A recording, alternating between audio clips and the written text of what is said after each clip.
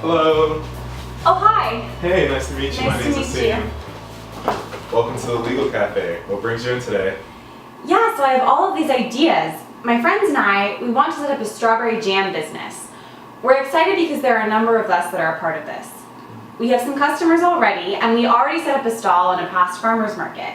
And we may also do pop-ups at future events. We've been doing this out of our home, but we want to formalize things soon. We've also been working with volunteers. We're just not sure where to start. Wow, that sounds really exciting. But before we jump in, I want to note that this is a limited consultation, and our attorneys here can provide some high-level guidance. But since we're doing this on the spot, the nature of the advice is going to be a little limited. Is that okay with you?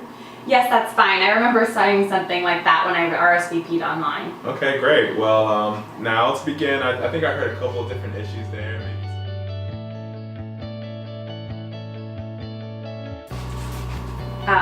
Okay, so if that's LLC, so that's some good information to know. Is there anything else I should know about?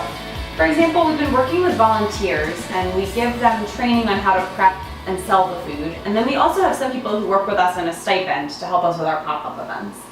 Okay, well, if you're not compensating them, it'll most likely be in violation of FLSA rules, and you could be reported to DLSE. And to be honest, you're probably putting yourself at risk under employment laws. And you'll also want to know about the 6-factor test for independent contractors. And of course, there's an 11-factor test from the IRS, and DOL just issued a new ruling. So, does all that make sense for you? Yeah, that makes sense. I think so. That's 17 factors. Just about.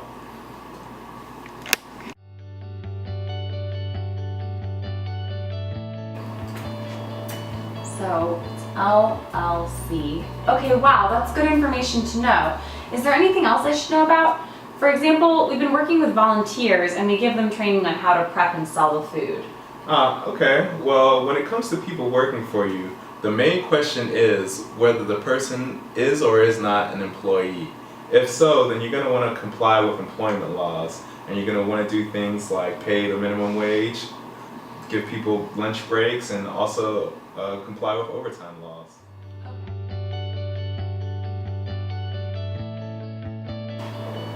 Wow, I didn't realize there were so many employment law issues to keep track of. How about the fact that it's a food business? We make all the jam in my kitchen, which is a really clean kitchen, but you know. Yeah, well, there are a number of food business laws and regulations to navigate, and I have to admit that I'm not familiar with all of the different food laws, but if you mind, I could step out and consult our legal cafe host and probably get a food attorney over here to help out. That would be great. Yeah? Okay, cool.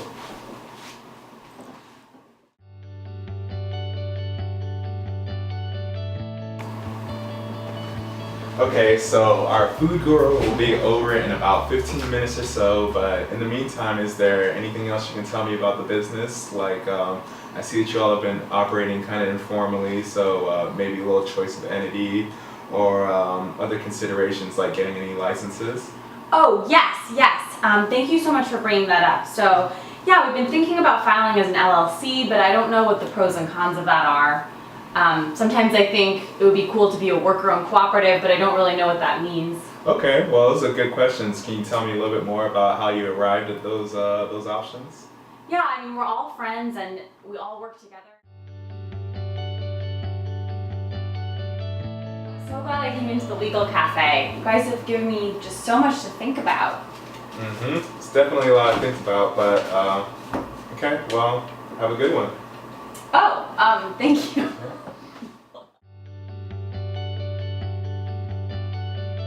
I'm so glad I came into the legal cafe. You've given me so much information to think about. Yeah, well, I'm so glad that we're able to help, and I know it's a ton of information to process, but let me summarize the 3 main points for you. So you're going to want to think about your choice of entity and formalizing the business. In order to do that, you're going to want to go to the Secretary of State. And then 2, there's the issue of cottage food laws. And we actually have a handout for that in the binder, so I can give you this about cottage food laws. And then also you're going to want to think about hiring additional workers, so keep in mind employment laws, and I think we have a handout for that as well. Thank you. Hope this was helpful. Very much so, thank you. eventually we'll expand into blueberry jam, maybe some apricot jam, Okay. maybe some peach jam in the summertime. Okay, so tons of tasty options. But over here we have some of our resources, like our Think Outside the Box guide on creating a worker-owned business, and over here we also have our contribution box if you thought this was helpful. Thank you. Ooh, we love jam contributions.